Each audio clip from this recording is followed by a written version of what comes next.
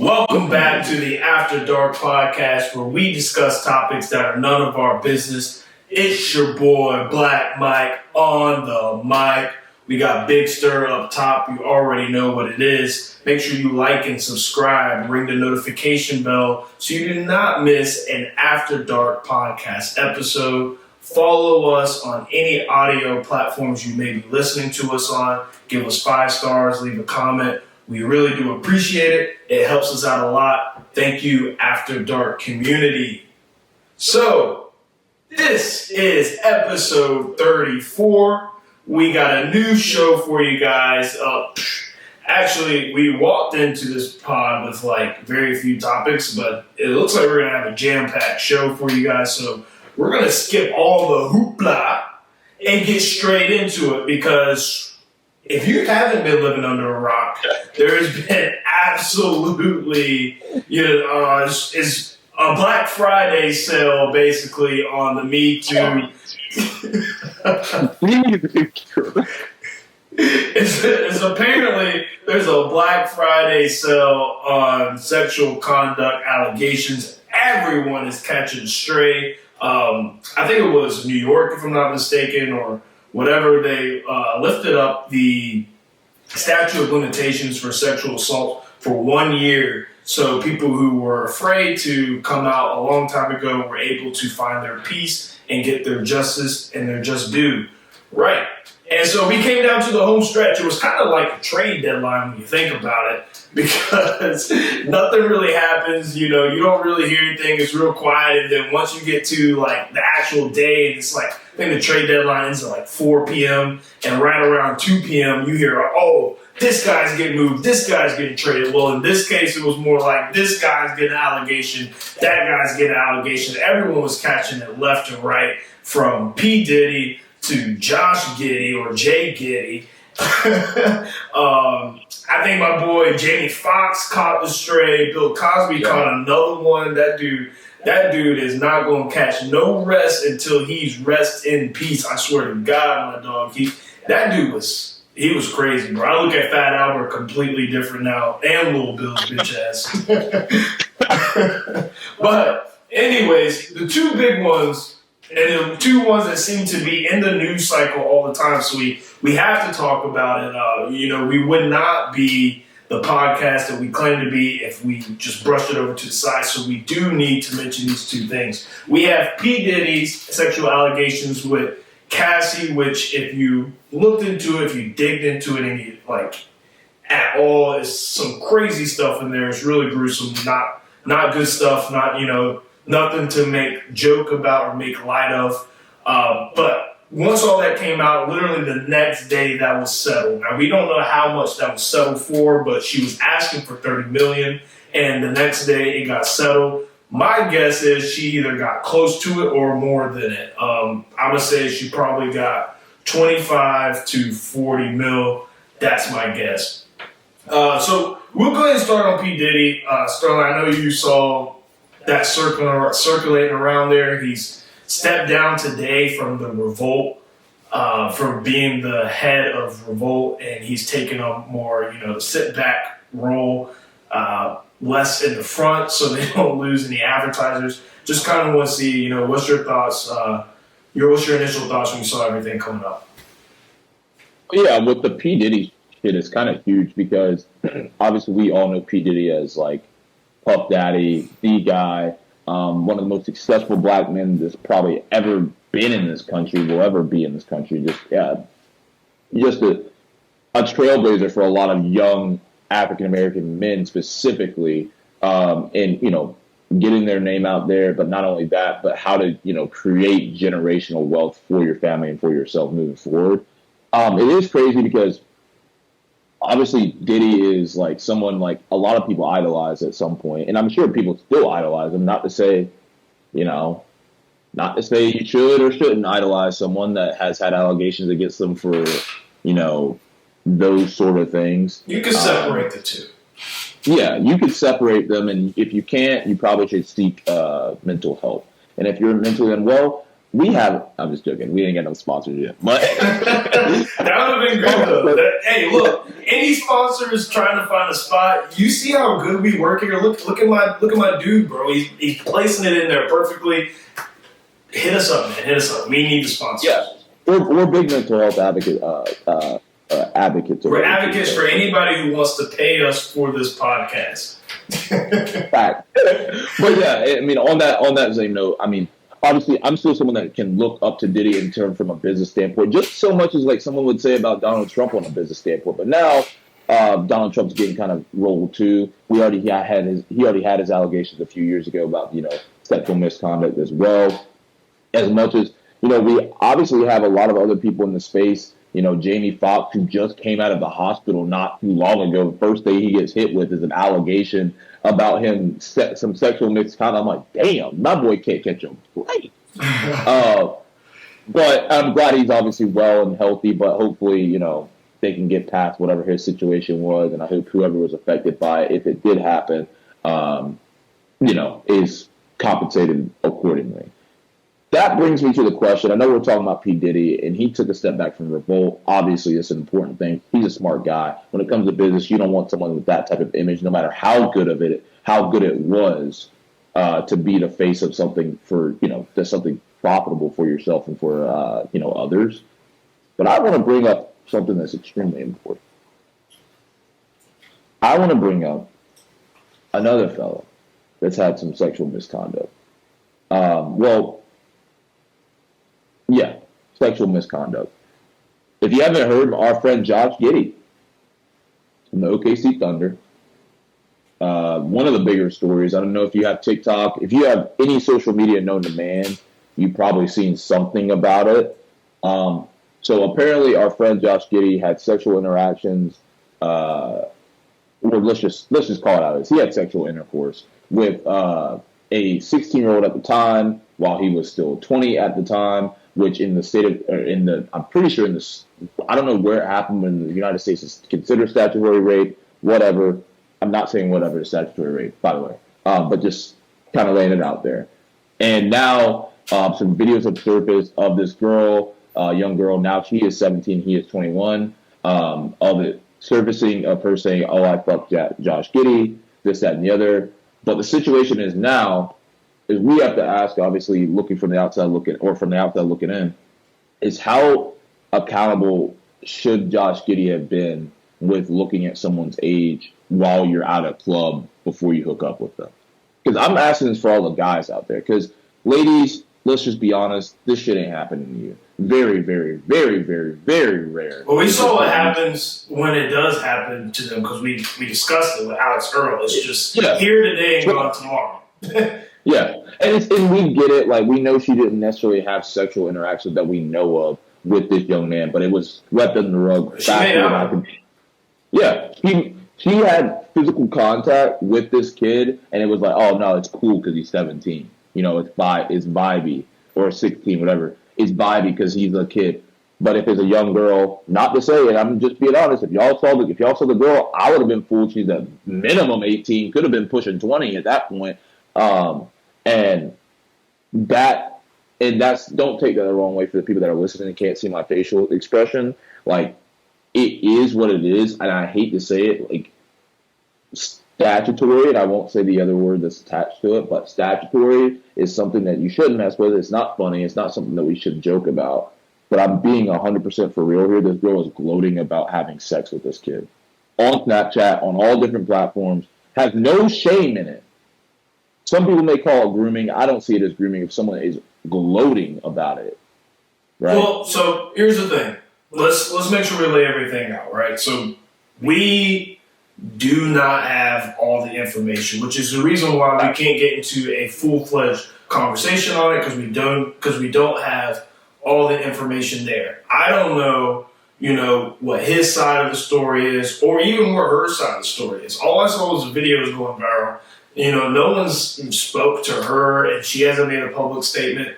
Obviously, Josh Giddey's not going to make a public statement anytime soon. So we're never going to get the full story, at least not for now. We don't have it. So we just kind of have to work with what we got here. So to your initial question is, how should guys how should they approach that situation, right, when it comes to realizing a girl's age? Well, in his situation, and let's get this, if this was premeditated, if he knew, and even if he didn't know, if he was neglectful in his attempt of pursuing this girl, then everything that comes his way, consequence and punishment wise, is justified, right?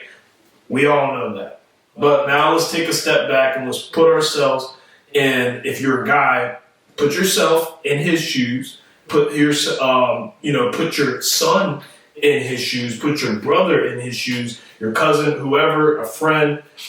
Just take a step back. Let's look at the real picture here. This girl was underage, clearly, 17 in a bar. So she's not even, I don't know what kind of bar this is. I don't know if it's 18 and up, but she's not even, good to go at an 18 and up bar. This girl should be at a roller rink playing bowling alley or something. Shouldn't be at this bar, right? So that's the first thing. Second thing is, in those videos, Giddey clearly looked intoxicated. She clearly looked intoxicated. So it's left, what can be inferred there is that she was probably having some drinks there. Another, sign to Josh Giddey that this girl, why would he think anything else? He's at a club. She's having drinks. We all know that the TikTok's going crazy and, Get Ready With Me is going crazy and the makeup tutorial is going crazy. It's fully out there that, these girls are taking on more ladylike, features at an earlier age than what we are accustomed to, even us. Like, we're not too far removed from that, right? So, we were in high school, about 10 years now, so. But shit. Oh, shit. Damn, I guess we are far removed. Damn, we really old as fuck. All right. Oh, bro, I already seen it. that's crazy. So, when we're thinking about this, there's got to be, I hate to use the word protection when dealing with this kind of stuff, but there's got to be a little more gray area, a little more nuance and context being given when dealing with these kind of situations, because when you really think about it, everything is set up for the guy to fail. Everything's set up for the guy to fail no matter what happened in that situation. And in 95 to 99% of the situations, the guy is set up to fail because he should fail, right? Like, I'm not saying majority of the time niggas are getting caught up. No, majority of the time these niggas just too much blood rush down there and, they're fucking their lives up over a quick little shebang bang. But really, there's got to be more protection there. She was in the club. She was clearly intoxicated. How was he supposed to know? He could ask, and, she could show him. If he could ask for the ID, she could show him the fake. Josh Giddey has no fucking way of telling a fake or not. Like, that's not something that we're privy to. That's not knowledge that a guy has. Maybe that's knowledge that we should have moving forward. But it's not the common knowledge. So there's got to be some kind of nuance there. I'm reluctant to speak any further on it just because there's no information. But, at the end of the day, my nigga, you caught up. Yeah. And OKC looking nice too, so you really might miss out on the run. So I don't even know. Well, like you guys, we had talked briefly about this because we wanted to know how we could approach this before we ran this tonight. We wanted to be respectful of both parties and anyone that sees either side or is in the middle, whatever your situation is. You said that Josh Giddey had informed OKC of this about a year ago, or when it had happened, right? Yeah. So Andrew Bogut came out and said that OKC executives have been aware of the situation a year ago, and they have nothing to fear, which is why he's been playing. He has not missed any time. OKC's not doing any investigating. So it sounds like to me that some alarms went off a while back ago. Josh Giddey was probably fucking scared and didn't know what to do, and they got the team lawyers involved, and they've been working on this from the jump. And basically what they're saying is, she lied about her age, he had no clue, and they're not worried about what's going to proceed afterwards. So, well, this goes to the point in this, and we'll end this topic once it goes here, because we did want to highlight it. Obviously, it's something that's been talked about. It's still going on in the pop culture world, because when it concerns sports, it concerns us, especially when it gets to stuff like this. But now the precaution is, young men. I mean, let's just be honest with ourselves, especially young guys. Like Mike and I have both been 21, 20, 19, 18, we've been at bars and clubs before. I mean, we still, will be at bars and clubs at 20, 26, But let's just be more cautious, I guess. And look, and I'm not trying to make this a joking matter. I'm really not. But and I hate that it's got to be this way. Because there's no real way to verify it unless you literally say, hey, let me pull out your ID. She could give you a fake and you're like, oh, whatever, keep moving. You could already be under the influence. And I know people are probably thinking oh, well, you can't give consent if you're under the influence. Well, a lot of motherfuckers out here ain't giving consent ever. That's point blank, period. 90% of the hookups that happen when you go out, people are intoxicated or are under the influence of drugs or alcohol or both. So ask yourself that if you're someone that's listening, oh, well, you can't. No, ask yourself. Seriously. And he's also intoxicated. He can't classify whether an identification is false or legitimate, under, being 5-6 beers deep or however. I mean, that's a big ass nigga. It'll probably take him 12 beers to even feel some shit, but yeah. Yeah, I mean, but then I think about it jokingly, he's like 6'5", 6'5" or something like that. She probably like 5'6". He can't even see her face from up there, bro. He just like, whatever, bro. You already down there, bro. She probably grinding her back on his fucking crotch or something. Not even her ass. Whoa, she's underage, Sterling. What are you talking about? Shit, my bad. Nah, she's of age now. You good. But that being said, we did want to highlight it. Obviously, something that I wanted to put forth on the pod. I know that Mike wanted to briefly talk about it. But that being said, the stainless sports topic, we wish the people that are under these allegations luck, because if you did fucking do it, you deserve it. If you didn't do it, you deserve what comes to you as well. So that's all I got to say about it. Next, we want to talk about a very interesting race right now. Not talking about black or white. We talking about the NFL, baby. And when it comes to the MVP race, we love MVP, man. We love the MVP. The MVP is for the people that can't win the Super Bowl, a.k.a. nobody but Patrick Mahomes apparently at this point, this matters a lot. And it matters to more sports fans than I feel like it matters to the fucking players. They don't even care at this point, bro. They just we just want to beat fucking Patrick Mahomes, brother. That's all they care about. Or we want to beat Jalen Hurts if you're in the NFC. No offense to them boys, them Cowboys, but, whatever. Right now, I want to get a good gauge because there's a lot of, stuff going around about the top 3 guys in the MVP race right now. And maybe one of them in particular would surprise. I think Mike and I actually talked about this past weekend when we hung out. There's one guy I think we both can agree on would be in the top 3. I don't know, and I don't want to speak for you, but I know for me, I'll just go ahead with my top 3 MVP candidates right now. I've got number 1 at being the first non-QB to win a MVP since Adrian Peterson, Tyreek.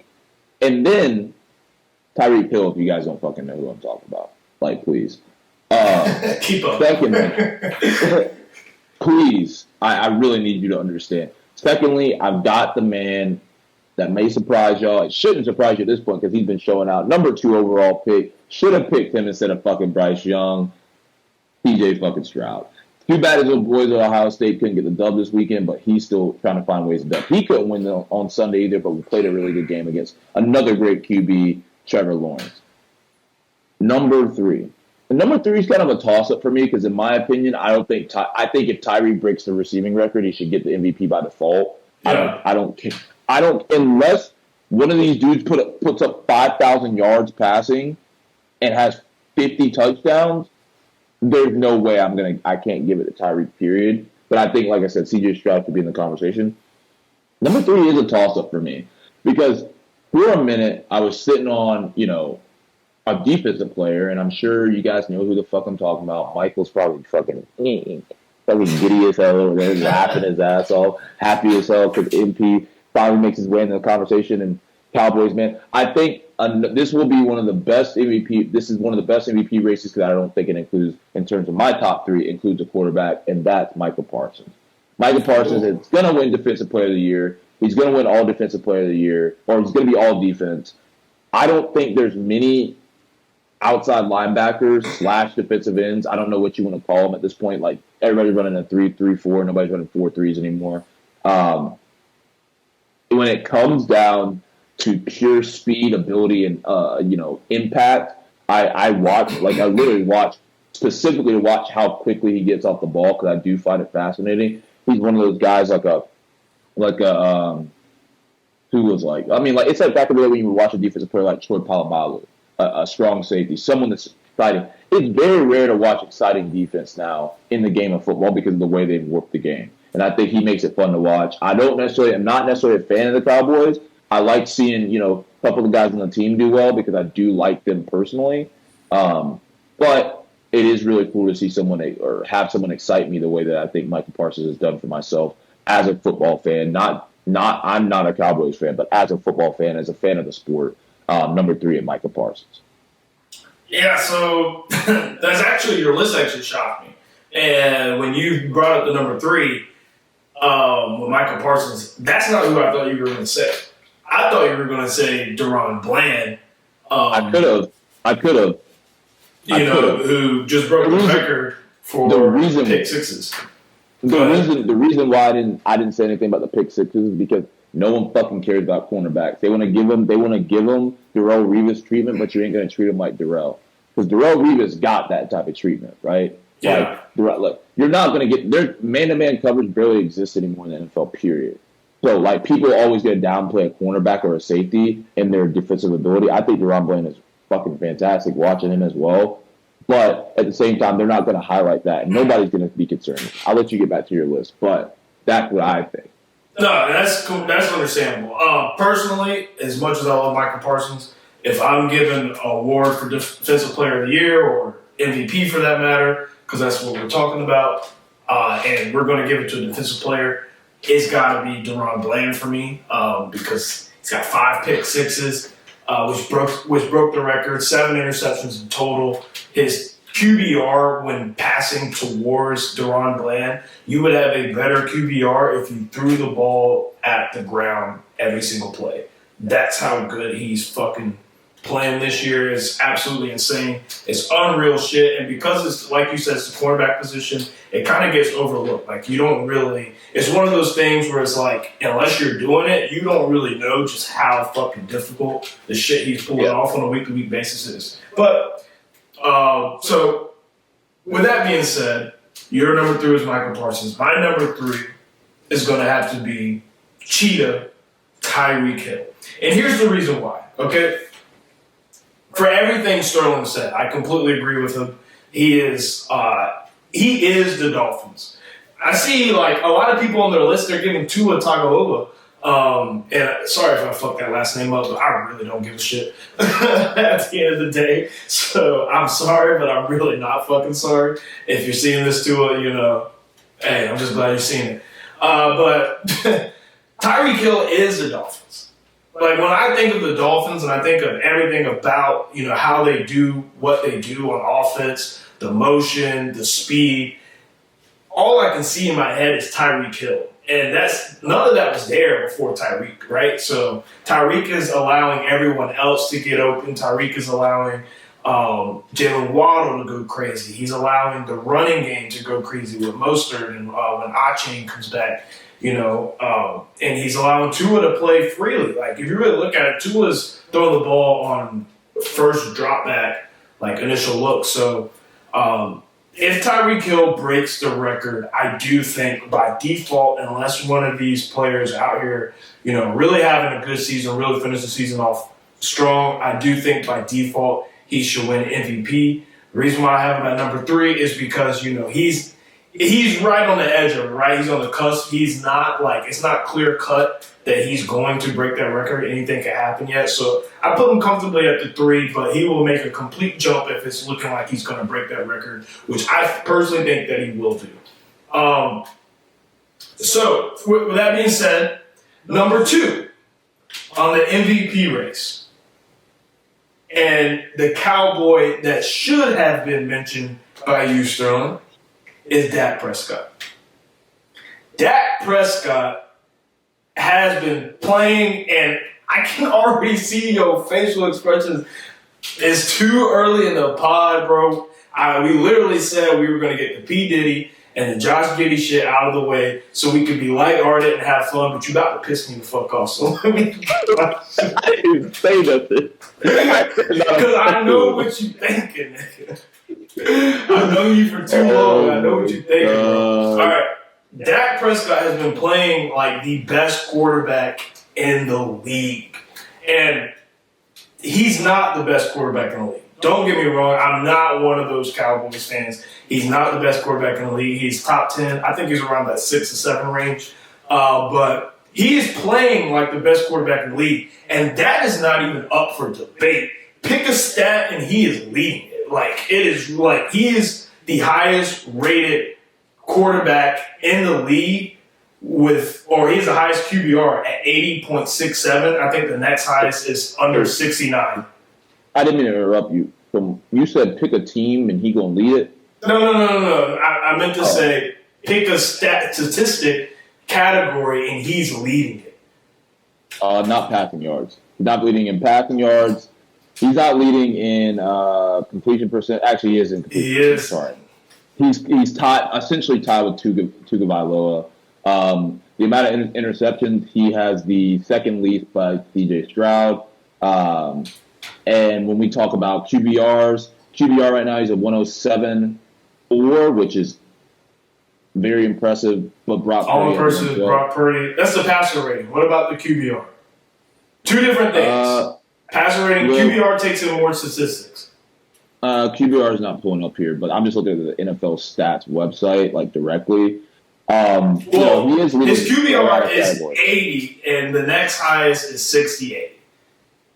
And that just shows you.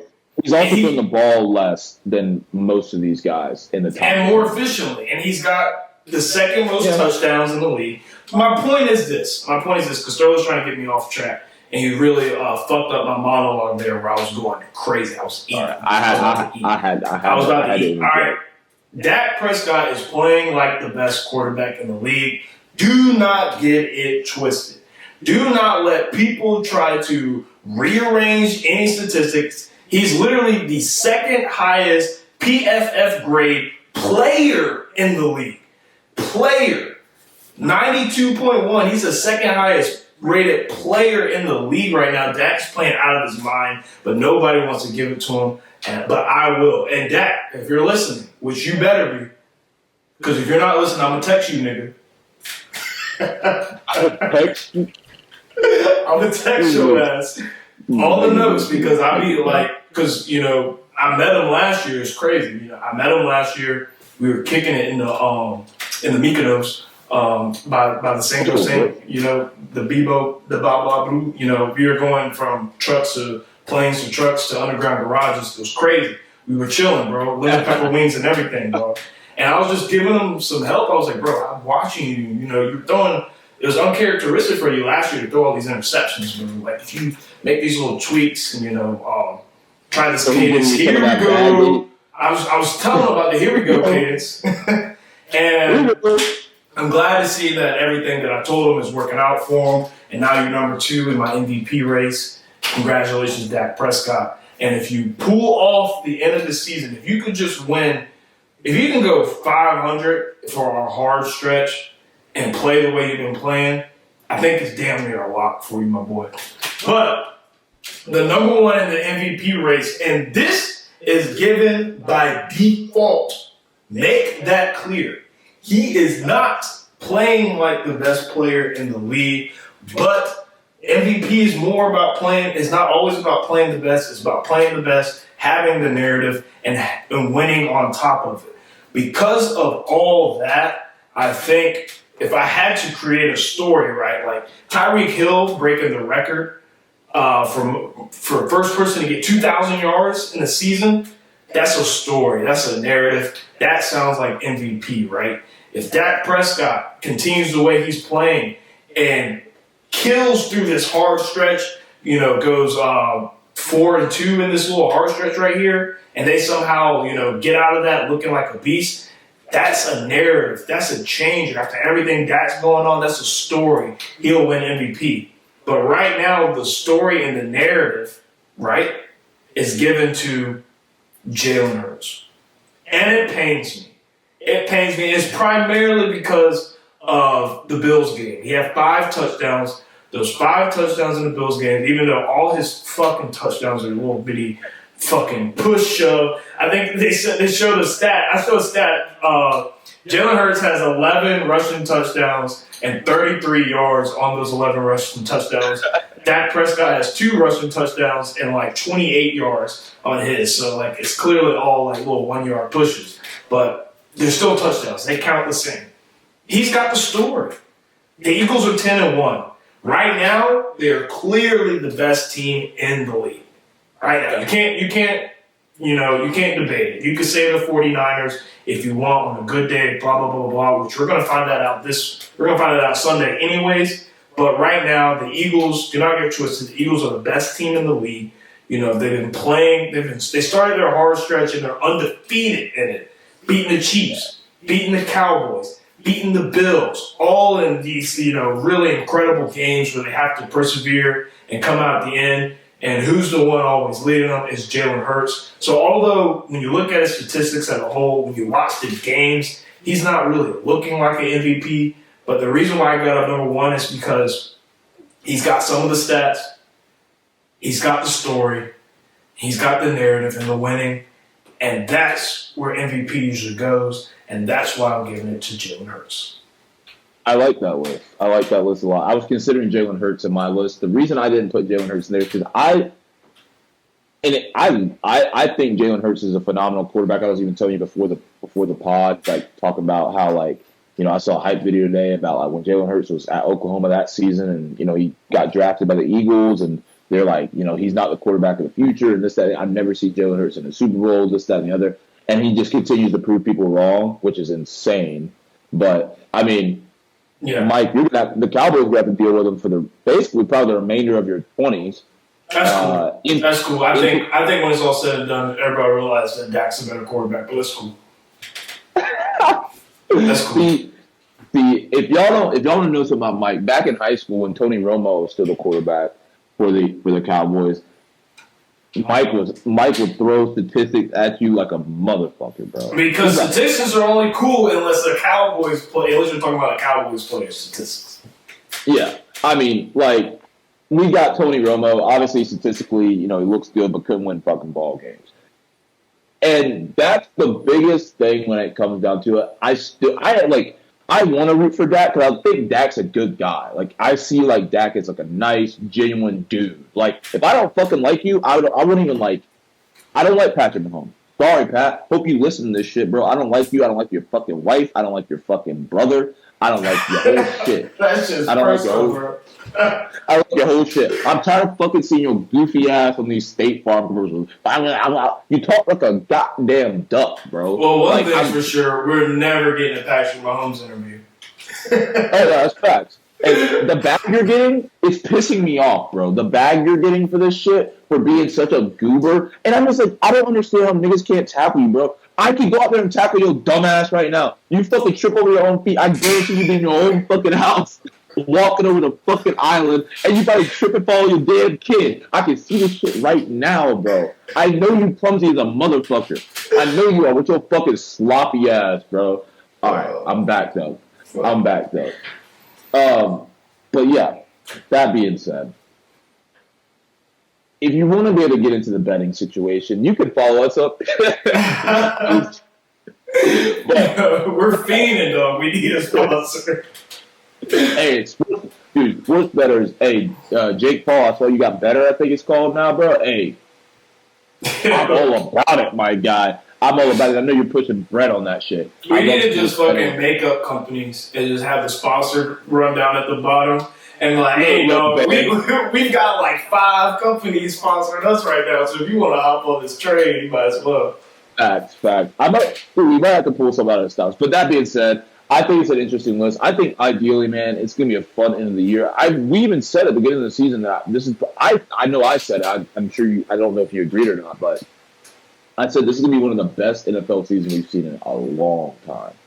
I said it, and I genuinely believe we are in the making of one of the greatest seasons in the NFL we've seen in a long time. Why do I say that, and why do I reiterate it? Is because right now the NFL looks more competitive than it's been in the last decade, at least. Period. Think about it. Fucking Tom Brady ran a whole fucking decade in football, bro.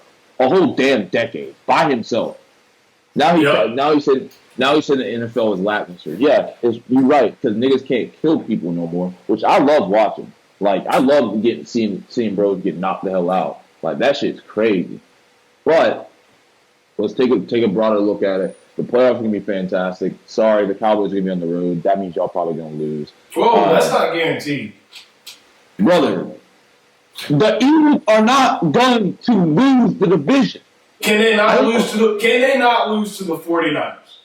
And then you're assuming they lose to you, right? Oh, I'm saying they can. I'm not saying that they will. I'm saying they can lose to the 49ers. They'll be 10-2 10-2. And assuming we win against the Seahawks, we'll be 9-3. Right? Y'all playing the Seahawks at home too, so. Yeah, and so then we play the Eagles at home. We could have easily and probably should have won that. We definitely should have won that game. Like, literally, Dak stepping out of bounds is the difference between a whole narrative switch. If Dak did not step out of bounds, he's clearly the number 1 MVP favorite right now. Like, had we beat the Eagles that night, he is so far ahead of everyone in the MVP conversation, it's not even funny. Do you think the Eagles are the only team that can beat the Cowboys right now at home? Like, realistically? No, I think the 49ers can. In the NFL, those are the only 2 teams. Oh, I thought you were talking about NFC. No, in the complete NFL. Like, if teams there's plenty. We could lose. I mean, it's the NFL. We lost to the Cardinals. That was a way. You asked me at home, and I know we're nice at home and whatnot. So, yeah. Y'all haven't trailed, bro. Y'all haven't fucking trailed. That's what I'm thinking. And we don't ever mean to make the NFL or the NBA stuff too long because we understand people want to hear about other stuff too. But I want to get a good understanding where your head's at, because I do fear, genuinely, that if you guys do go down at home against anybody, it can be fucking 3 points, it can be 10, it can be 13, it can be 14, 2 touchdowns, whatever. I fear that the way you play typically, because you guys typically play from a point of comfort or a state of comfort when you're at home. And you know that. Like, they know they dominate at home. They know that shit. It's like in the back of their head, subconscious. That's the only thing I worry about with the Cowboys when it comes to playing home games. I got faith in them, and like I said, I root for Dak Prescott. I root for his success. I don't give a fuck about CeeDee Lamb, bro. Like, he's just a nigga. Like, I really don't care. Like, Deron Bland, Michael Parsons, those guys that are performing at a really high level. Not to say CD's not, but he's just a nigga, Like, he's just doing what. Here's my take. I personally believe the Cowboys are just as good of a team as the Eagles and the 49ers.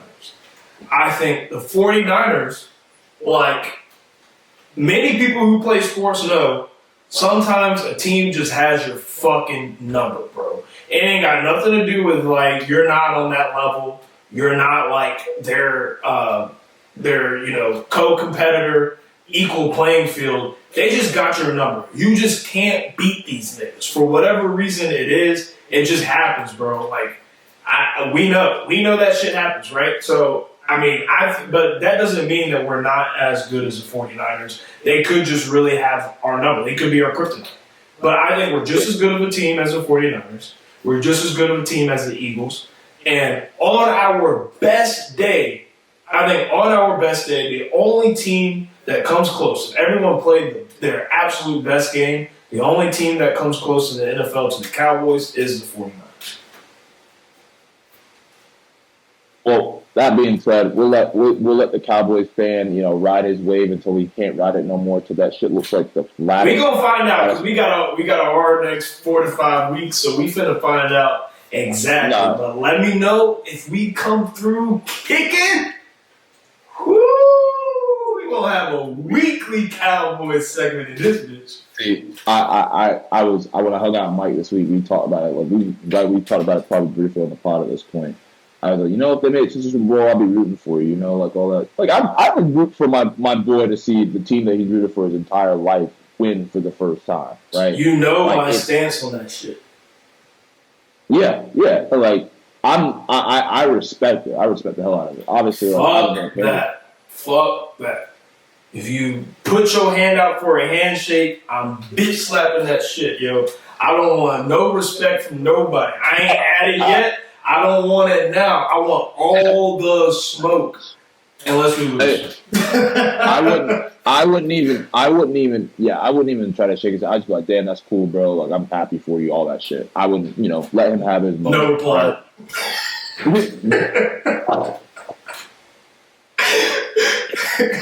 Nigga, leave me on red. I gotta see him on damn Tuesday to record a podcast. Like, appreciate it, dumbass nigga. Bitch ass nigga. Actually, you know what? I actually want them to lose because it'd be the funniest shit to come on this shit and absolutely turn into Stephen A. as a real nigga, bro. I'm gonna be like, nah, OBS ain't working. We gotta cancel Pop like 3 minutes. We gotta cancel it. We need to take a break. We need to take a hiatus. I need to take a vacation, bro, or something. Like, we can't even talk about this shit right now. But that being said, we had a topic, kind of talk about Nardo Wick, but honestly, fuck that nigga, bro. I don't care about him.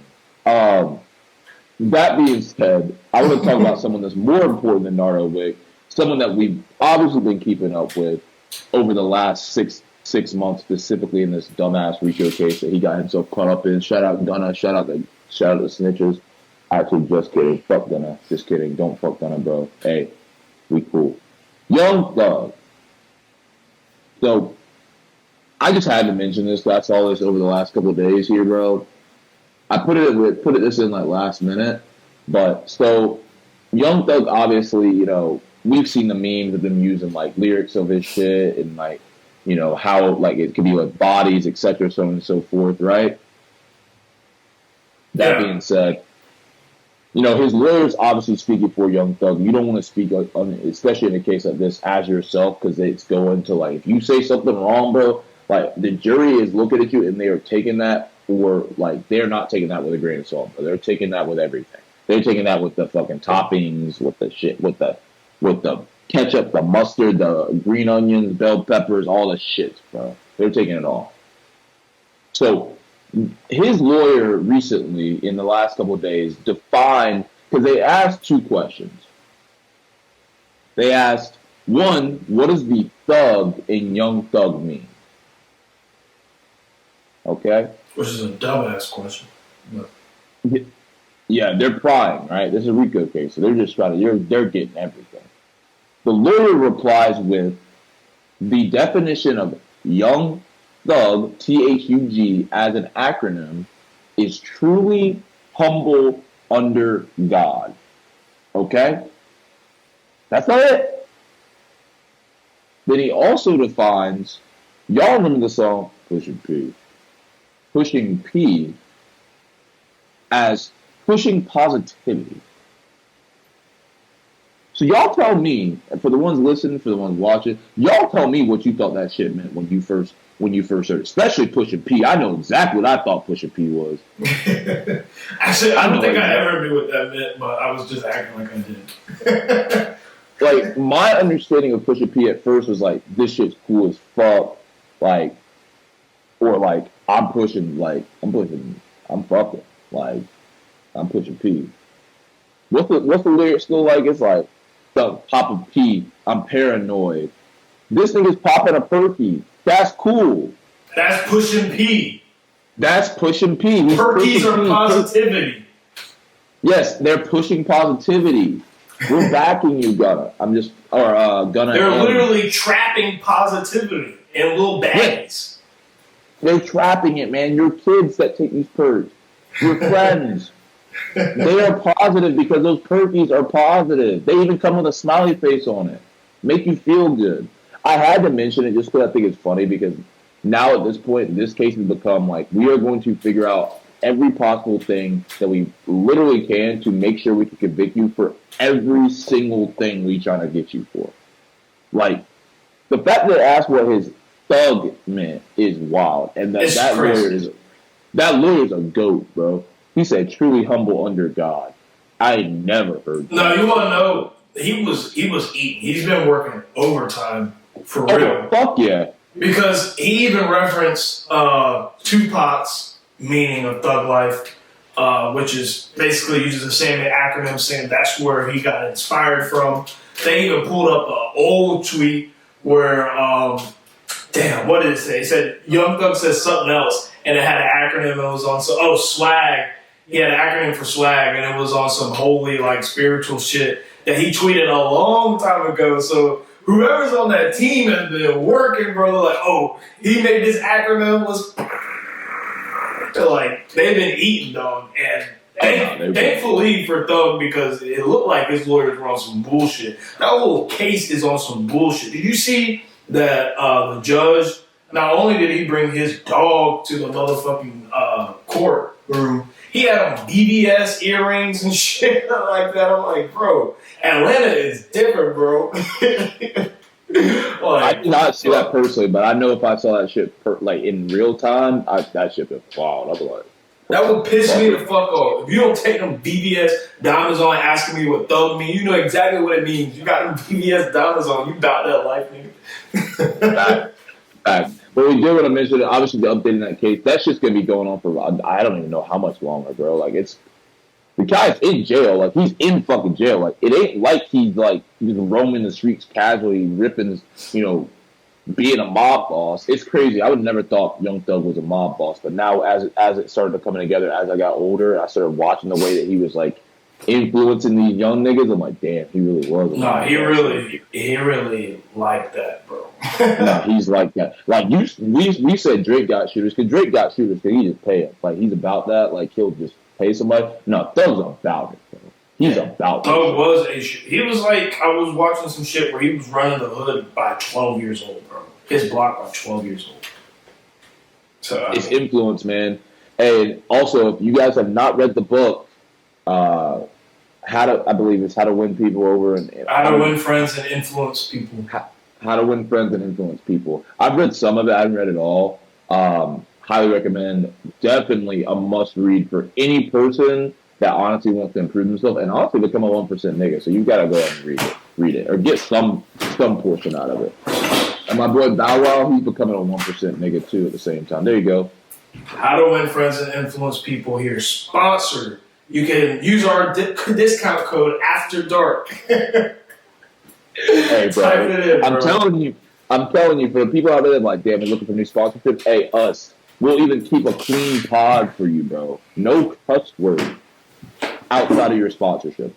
But that being said, we obviously got some more music came through in the hiatus that we took in the meantime over the holiday. We had the drop of, the long-awaited Scary Hours 3, an EP that, has been successful over the past. Scary Hours 1 gave us God's Plan, I believe, if I remember right. Scary Hours 2 gave us Wants and Needs. I mean, we've gotten bangers off Scary Hours before, but this past one, our man Drake once again delivers with a couple solid hits. I'm not going to sit here and say it was fantastic, but he attached it directly to the album. So I think, Michael, you and I have talked about this, and he attached it on purpose. Yep. Because he wants them clicks, boy. He got them clicks, them streams, them plays. It's essentially a deluxe. Yeah, it's essentially a deluxe. Because some people loved this album, some people hated it. I think it's grown on me phenomenally over the last few weeks since the drop of October the 6th. I've absolutely been in love with it. I don't think there's anything on that track I would change, or on the thing I would change, the album. Maybe the Screw the World, I would take that shit out, but I loved it. It was a great album, and it continued to be one of my favorite albums. That being said, we talk about the lineup for Scary Hours 3. So just to list out the 6 songs that Drake dropped on Scary Hours 3, we obviously got this. We got 6 songs. First one goes Red Button. Then we got Stories About My Brother, The Shoe Fit, Wickman, Evil Ways featuring J. Cole. And then finally, we've got the infamous or famous Broke My Heart. So, I'll go ahead and drop my initial thoughts. Fuck Red Button. Don't want to hear about it. I get it. You want to talk about Joe Budden and all them niggas. Stories About My Brother, lackluster. Keep it moving. The Shoe Fit, that's for all my boys, bro. That's for all my boys. That's for all my guys out there. Aubrey. Appreciate you, my guy. I appreciate you. The Shoe Fits is... That track was crazy, bro. I was just like... I sat down and listened to that. I was like... Damn, this nigga, like, wrote this in less than 5 days. Like, he just really sat down and, like, just wrote that track up. Had James Harden's chick in the room, and he just over here, like, I remember we were talking about it when he pulled up. I was like, bro, imagine James Harden. Because, you know, well, actually, I mean, I could be left to infer that they might have some beef if he was just willing to throw that out there like that. So maybe he's not listening to it. But if they didn't have any beef, or if James Harden was unaware of the beef and it's like one-sided, because Drake that kind of petty-ass nigga where he had the one-sided beefs and you had no clue what the fuck this nigga mad for you about. And he just sending fucking shots out of left field. And this one, he was just, that was crazy. And I was just like, imagine James Harden sitting with his bitch, playing that music, just chilling, right? And he's just like, oh, hell yeah, I'm playing this new Drake on, you know.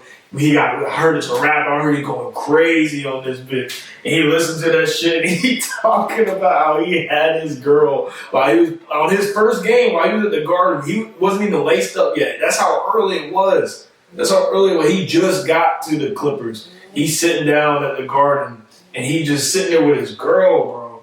And hearing Drake talk about how she was over, bro. What do you even say to that chick?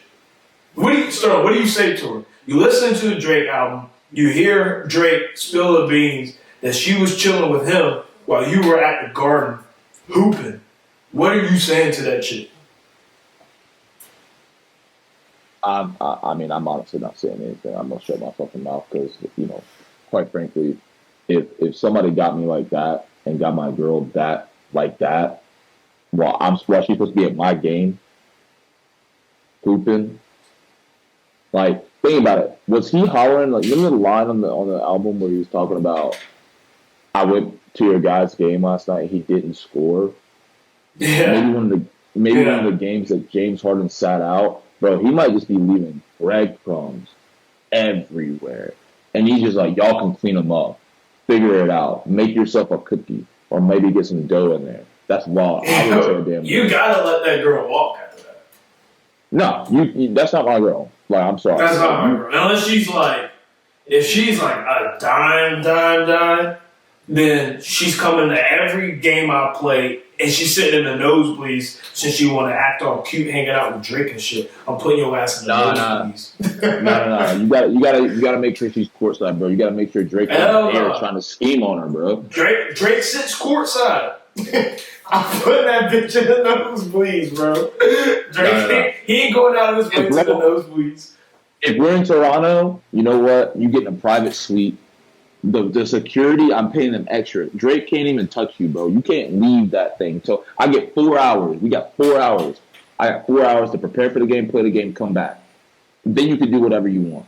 But while the 4 hours, if we're in Toronto, nah. Drake cannot be, like, you are sitting in the hotel room. Everywhere else, you courtside. I gotta keep an eye on you because I don't trust you. I pay too much money for you. I wish Drake's relationships were public, man, because whoever, like, be hurting this nigga, bro, and all the shots he be... This whole album was either directed to a specific chick or a whole Rolodex of chicks, which I believe is probably a whole Rolodex of chicks that he's just directing his whole album towards. I need to see these shits. I need that shit to be public because that shit would make all these subliminal messaging that he's doing just gold. Like if you knew exactly who he was talking about and when he was like sucking dick on the cam, like, oh shit, bro. Like no, but the Shoot Fence is phenomenal. That's a great song. One thing I have noticed about this Scary Hours edition too is exactly why Drake will never give us a full rap project, because even though he's rapping his ass off and he's fucking like, these songs are great, they're phenomenal, the rap songs is absolutely what I wanted from him. They've been here today and gone tomorrow. People are not talking about it, they're not playing it like I personally thought they would or should be.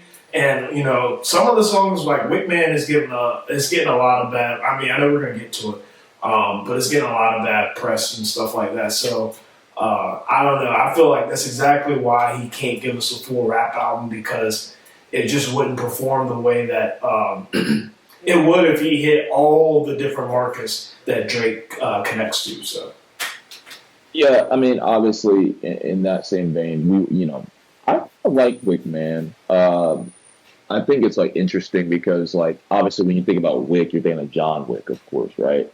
And for those that don't know who the hell John Wick is, pick up a book or watch a movie, bro. Like I don't know what to tell you, or get from under the rock. Yeah, if you don't know who he is, we're not finna tell you. So yeah, I don't know what to tell you. I mean, it's a direct reference to John Wick, and I think realistically, he's just trying to let people know that he really is about that life. That's all. I think that whole song is him just like, hey, like I may not be the hitman, but I will hire people to be the hitman. Like, don't fuck with me. Please don't try to think I'm playing on some dumb shit. Like, I will literally body you. Like, I would kill you. I'll put you in a lake. This nigga got rainbow hair clips in his hair, his fingernails colored all different types of colors. He don't give a fuck no more. That's not somebody you want to fuck with. He don't give a fuck no more. He's putting rainbow hair clips in his hair. He will off a nigga for looking at him sideways, bro. I'm not fucking with Drake. I mean, Drake can do whatever. Like, don't take this wrong. Drake can do whatever he wants to my life and ruin it, and I'm still not going to try him, bro. I mean, I'm gonna be in a grave if he cared enough. And granted, that's the scary thing about dudes like Drake, because that's the reason he don't, like, his life is so private, Mike, is like, it works for us, people like us, to infer, to insinuate what the hell, and who the hell he's talking about, unless he directly says, or he could say, Mike, or he could say Sterling, and they're like, we know exactly what he's talking about. Right? I think Wickman's a good song. I know he mentioned something about Black America loves to remind him that his mom is white, that they don't look alike at all. And I'm like, damn, like, why you gonna come at black people like that? But black people love to do that, bro. If you mix, I'm sorry, we plead the fifth for this one. Like, older black folks at least, or maybe even younger ones, they love to, like, bro, you're not even full black, bro. Like, you half white. Your mom is white, bro. Like, we get okay, it. but with Logic, like, come on. Okay, well, Logic is basically white, bro. Logic can't say nigga, bro. Bro, like, I don't think he even tries to say it because he knows it's because he knows he can't, bro. He knows when he looks in the mirror, he knows he ain't got no business saying that word, bro. And he knows that somebody will fucking try him, bro. And he can say his dad's black all he wants to. They're like, what the fuck you think? You think I'm stupid little bitch ass nigga? You know why I'm black in your family? Jack Harlow might have more of the N-word past than Logic. For sure. Jack Harlow's getting invited to the cookout before Logic.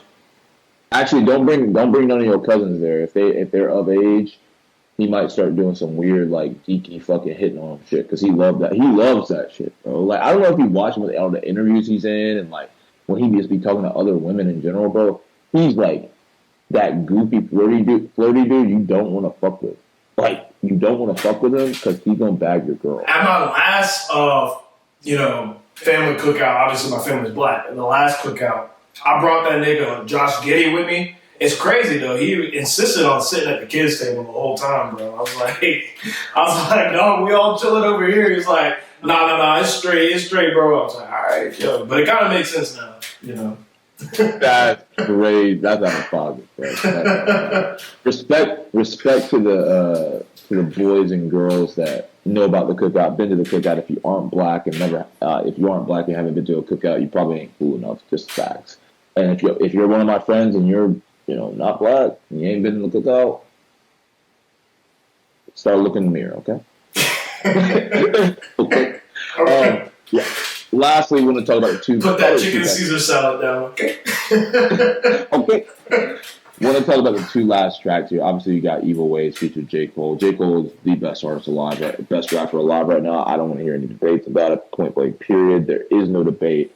Once again, J. Cole delivers on another track with Drake where he basically doesn't put Drake down because I think Drake did his thing. But, I mean, he just shows that he's a superior rapper. Not even saying lyrically. He's a superior rapper right now. Because I'm going to put it this way. When I was listening to J. Cole's part and then I was listening to Drake's part, I was hyped for both. But I'm like, damn, J. Cole's kind of going crazy. He was flowing better. Yep. Yeah, I've never been like a big, like, J. Cole fan. I always respect J. Cole because he does his thing, you know what I'm saying? But they were doing like the back and forth shit, dude, and that is like peak. Just rap for me. I love back and forth between two guys because we just go at it. Hey, yo. The second I said it, I knew it was coming. Oh, whoa, that's crazy, bro. That is crazy. It's not that kind of after dark fucking show, though. I love seeing good lyricists have the ability to go lyrically back to back with one another. But yeah, I mean, fantastic track. I mean, I could break down bars in here for days. We'd probably be sitting here for 2 hours, to be frank. But I mean, I know how you feel about it. I just wanted to highlight it because I really did enjoy it a ton. Yeah, it's absolutely fire track. I agree with you too because I think J. Cole, like you said, he didn't wash him, but he clearly had a better performance on that track, which I was kind of disappointed about because I felt like Drake would have either made sure that he was even to J. Cole or honestly, I thought that if he was going to drop another one with J. Cole and they were going to go back and forth like that, he would have tried to eat him up. And maybe he did try to eat him up, but he really... Imagine Drake finally sees, he's like, yeah, I know, like, it's kind of body. Like, what the fuck, dude? Like, J. Cole's in prime form right now. That, what is it called? The drop-off or... The fall-off. The fall-off. That's going to be crazy.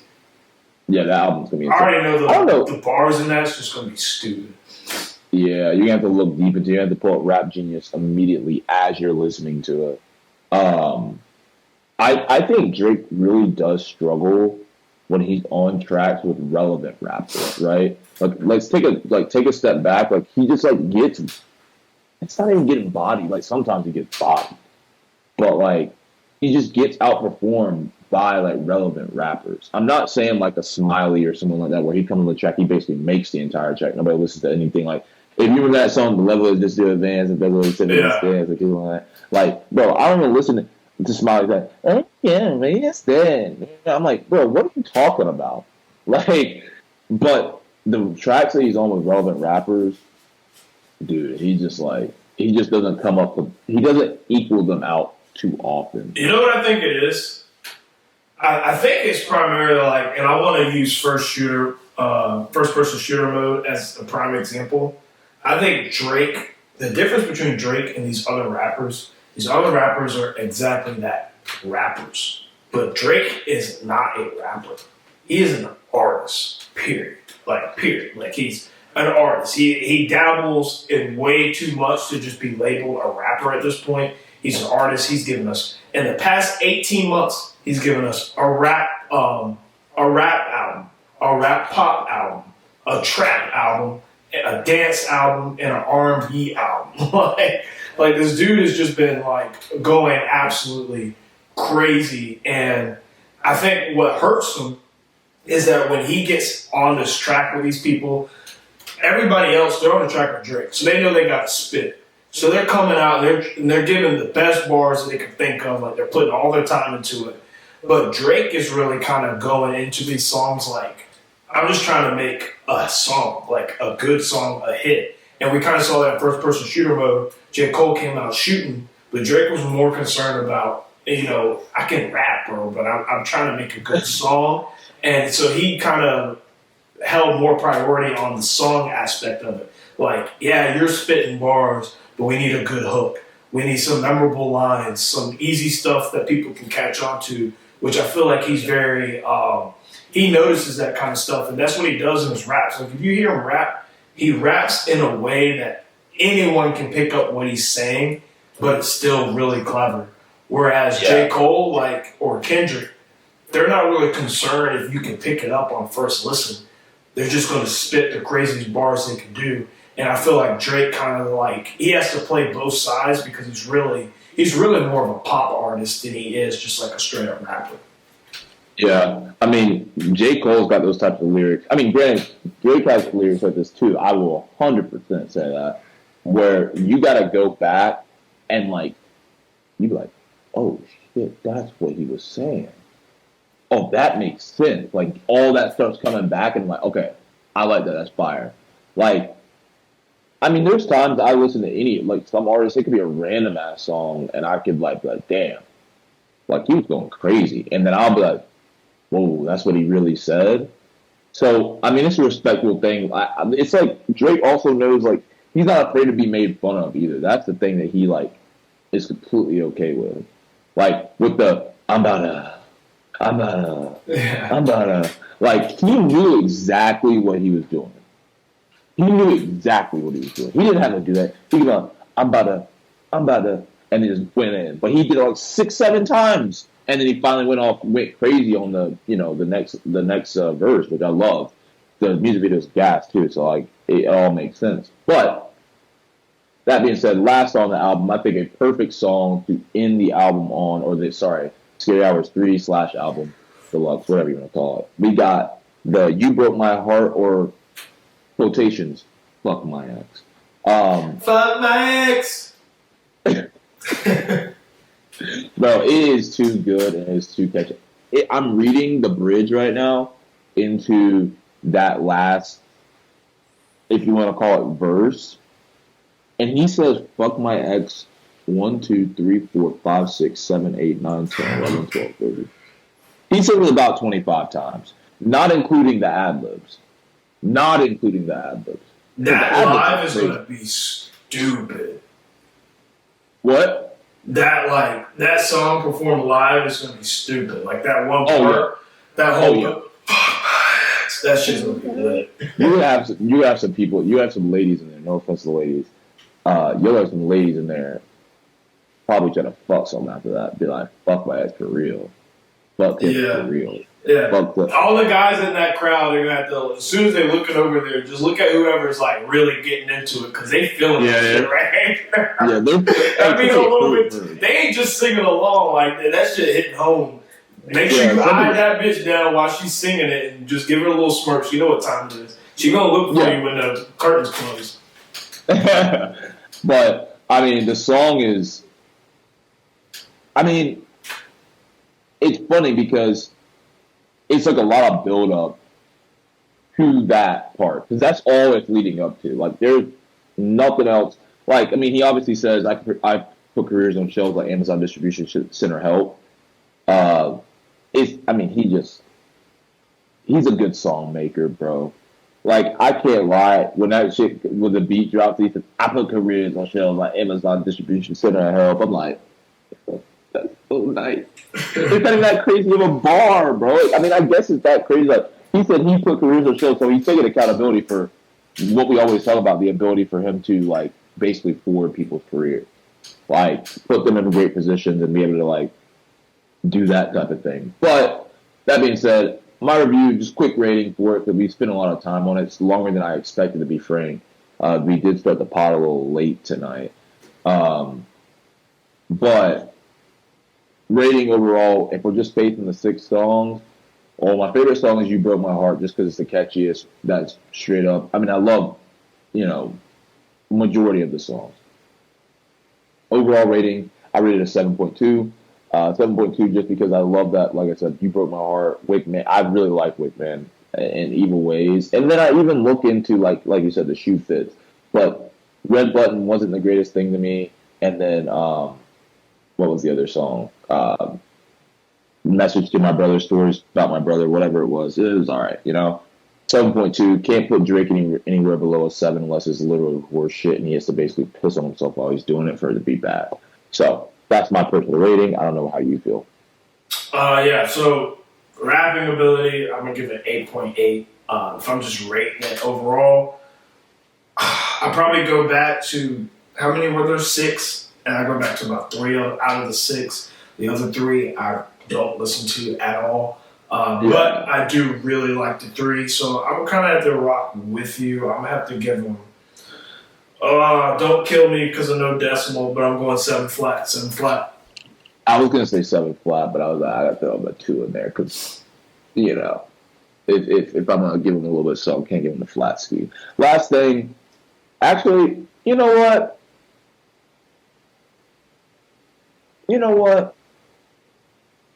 How long have we been on this thing? We are at 1:18 with probably about 10 minutes, so we're probably over an hour. You know what, folks? I'm cool with that. I'm cool with I ain't gonna cap with you. We had a fun topic for the last. We can save for next week. Shit, it's still pliable for next week, and I'd love to be able to talk about it. I think it'd be fun, lighthearted, like you said. I'm gonna get the fuck out of here.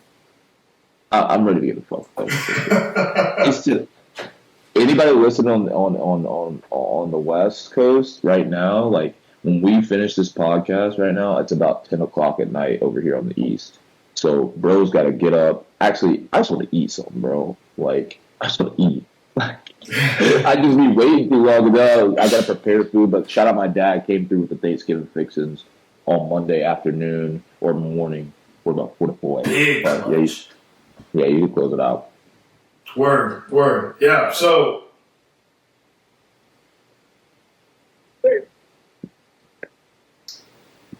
brain for it.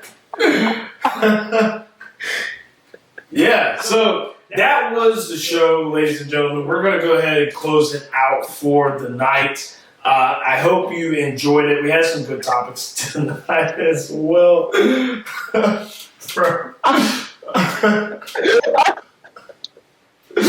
Oh, man.